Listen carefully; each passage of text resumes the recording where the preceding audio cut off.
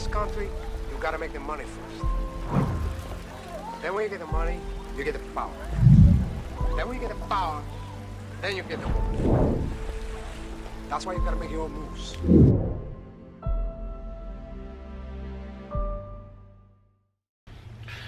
Whoa, what's good, YouTube? Thank y'all for tuning in with another episode of Prison Story with Sock, man. And thank y'all for the love and support, man. Thank everybody that's been subscribing, you feel me? And if you still haven't hit that subscribe button, man, I don't know what you're waiting on to see if you like my videos. So if you like what you see, please feel free to subscribe, you feel me? If not, just keep watching until you see a video that you like. Thank y'all, everybody that's been supporting the kid using that code SOCK10. So today I want to hop on here and have another prison story with Sock. So today, my video is not going to be too much funny, but you know, because I usually like to mix in a little comedy with a little bit of seriousness. But today I want to talk about suicide in prison, man, because it's something that's rarely talked about, but happens a lot in prison as far as with the inmates, amongst the inmates, man.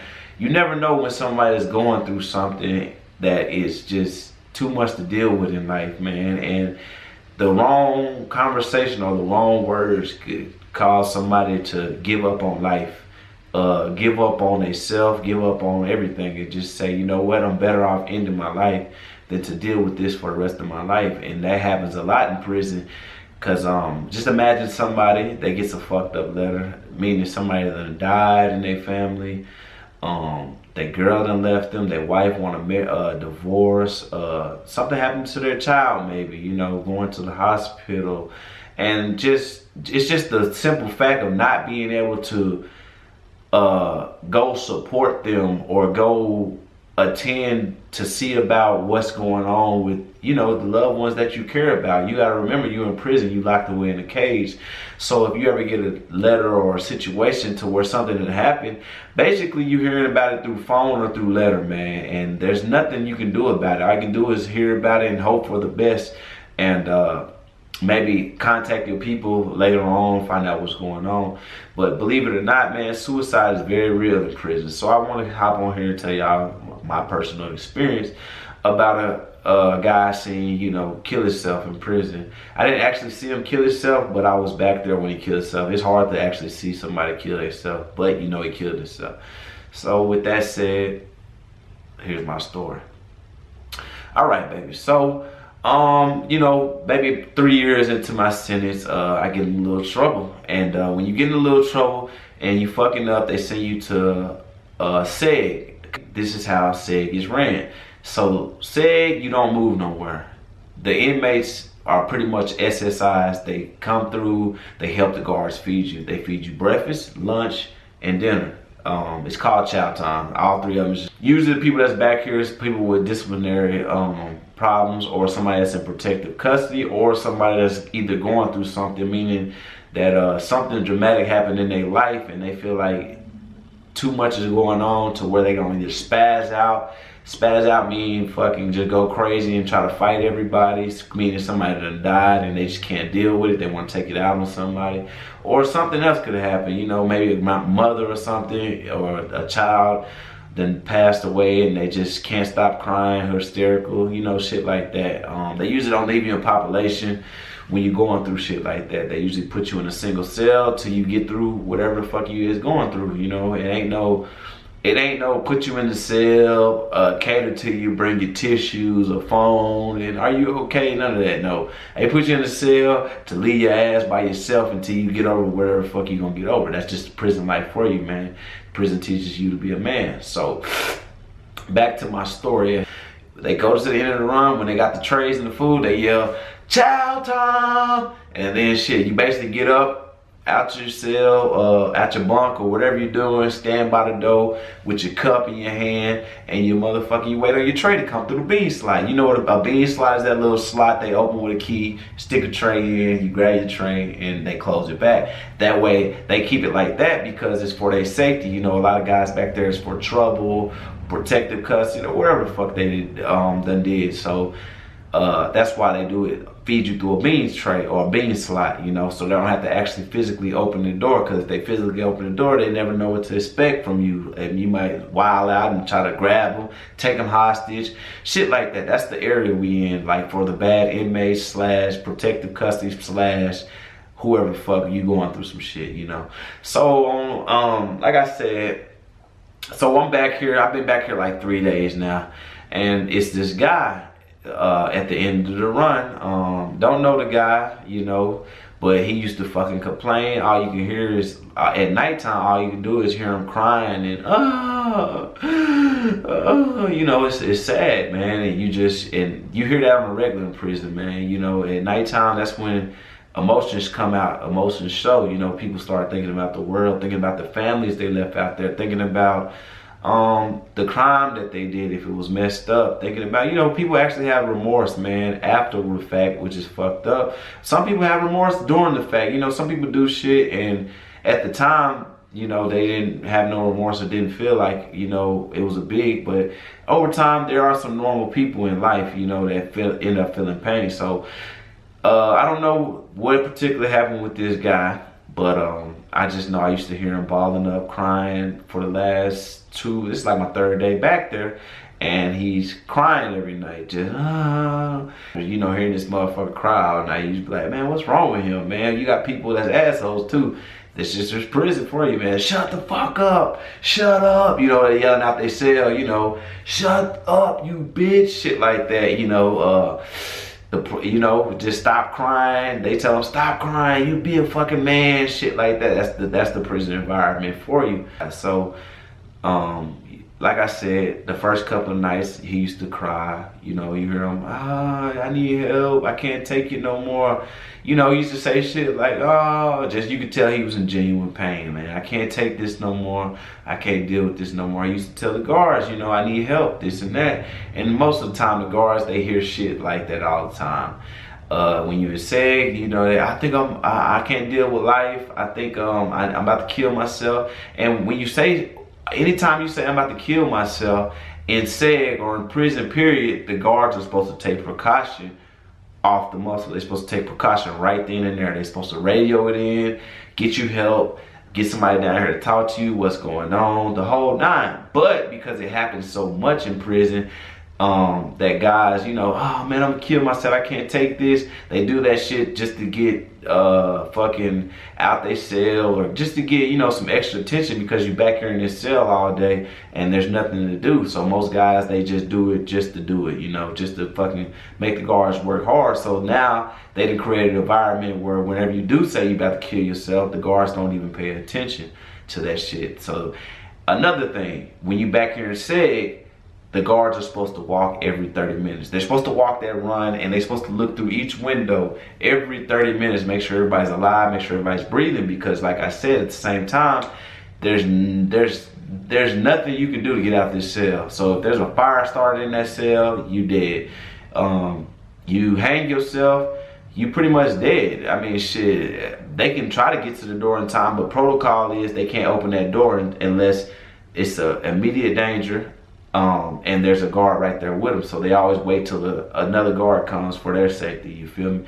So this particular day, it's like the 3rd day, this dude been balling fucking every single night, crying his ass off. And the SSI that I was cool with was Icy Mike, and he used to come through and just let us know, hey man, I talked to that dude. I'm like, damn, what the fuck what's up with old dude down there at the front, man? All you do is hear him crying all night. Did you go find out what's wrong with him? And I'll chop it up with the SSI or the trustee, and he'd be like, yeah man, he going through it right now, you know, he just lost his daughter. He going through it right now, he just lost his daughter, and you know, in a car wreck and shit, and he just can't, you know, that's what's going on. So I felt bad for the dude, man. And you know, so I used to ask the SSI to go down there and say, hey man, ask him, is there anything I can do, you know, to shoot him or anything. But on the regular, this dude used to always tell the guards the previous 2 nights that he feel like that life is too much, that he can't deal with it no more. stuff like that, and used to ask for help. The guards would just keep pushing, like, whatever, you get over it, this and that. And 9 times out of 10, when somebody dies or somebody commits suicide back there in SEG, the person that finds them is not the guard. The person that finds them is the trustee or the SSI, because the guards don't do their job. They don't walk that fucking run every 30 minutes because that would be too much for them. They don't do their job like they're supposed to. They're supposed to walk every 30 minutes. You gotta imagine though, a 12-hour shift, and you gotta work every 30 minutes plus all this other shit you gotta deal with. They feel like it's too much to deal with. So they'd rather not do no paperwork when a motherfucker tells them, hey, I'm about to kill myself, I'm feeling like this. Because you never know when, I mean, suicides don't happen that much or that often, but you never know when somebody's serious and when they're not. So, particular day, we all on the motherfucking run, man. And this dude keeps yelling, I'm about to kill myself, this and that. And you got a whole bunch of guys back here. Like I said, prison is a tough environment. So these motherfuckers, instead of saying don't, they yelling, man, fucking shut up. Just do it already. Just do it.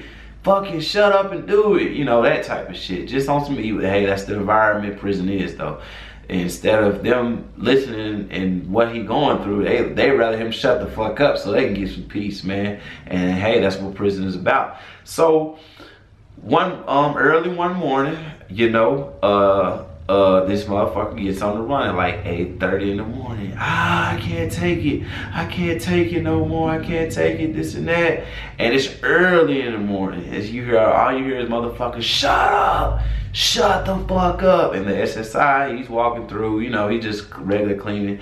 And I would say maybe about 30 minutes to an hour, this dude is quiet now. I say after so long, the dude goes quiet, you know, for about an hour. And so, and remember I told you the guards are supposed to walk the run every 30 minutes. But, you know, this guy's been quiet for a little bit.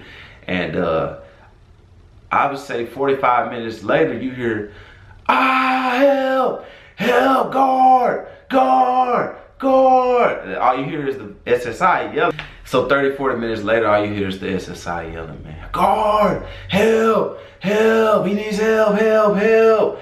And so I put my little mirror on the run. It's like a little peep mirror. It's like a little stick, popsicle stick with a mirror attached to it, because remember, all the cells are flat, so you stick it out and you look down there to see what's going on. It's called a peep mirror. And I peep down there, I see the SSI going crazy, yelling and shit, guard, guard. And, you know, he threw his broom on the ground and he's standing in front of that dude's cell. He's like, man, he done hung himself. He hung himself, he hung himself.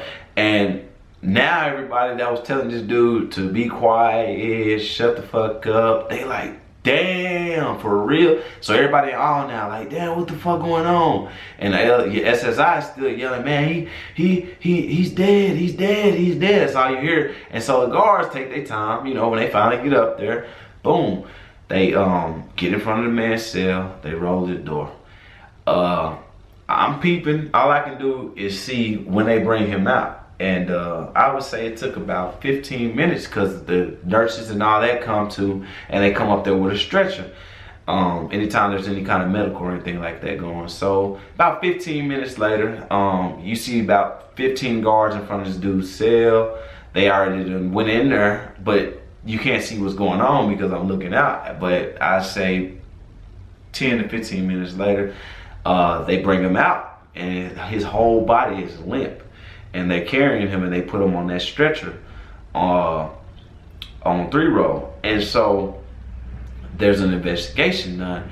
When there's an investigation done, because there has to be an investigation done because somebody just killed themselves, you know. And the first person they start with is the person that discovered him or found him, and which is the SSI. 9 times out of 10, when a person kills themselves on a unit, the first person to find them is an inmate.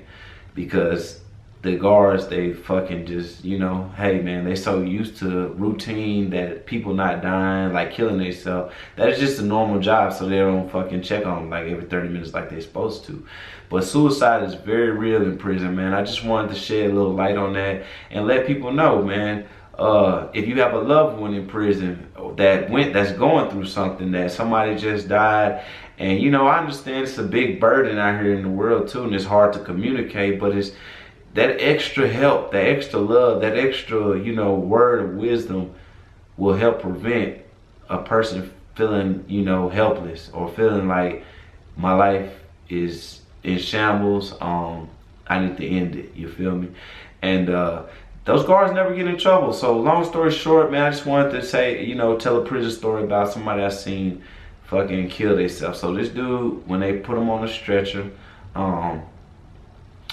you can see everybody. You pretty much know he's dead. He's comatose. He's out of there. And when shit like that happens in prison, I can't say it is a normal environment after it happens. You know, you don't have nobody yelling, good, he's dead, or nothing like that. You just got people in shock or in awe, like, damn, he really killed himself, you know, shit. And I always take it serious. When motherfucker be like, I'm gonna kill myself, I don't put it past them, man. Shit like that you have to take serious, man. And so I just wanted to, you know, give a little prison story about suicide. Thank y'all for watching my videos. Thank y'all for subscribing, man. Go check our clothing line out on pumptexas.com. Don't forget to use that code SOC10. Thank y'all.